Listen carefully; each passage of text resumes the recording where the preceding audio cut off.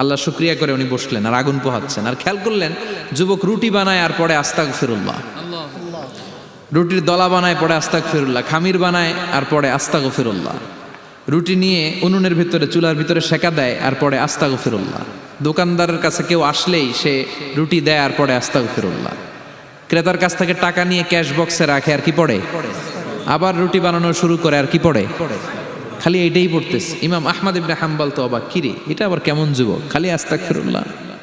উনি প্রশ্ন করলেন, যুবক ঘটনা কি?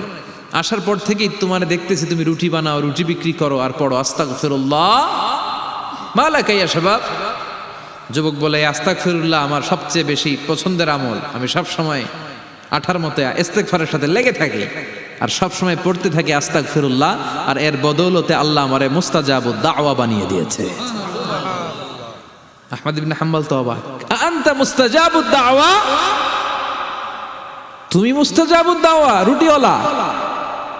আমি এত বছর হাদিস পড়াই, আমিও তো মুস্তাজাবুদ দাওয়া না, আর তুমি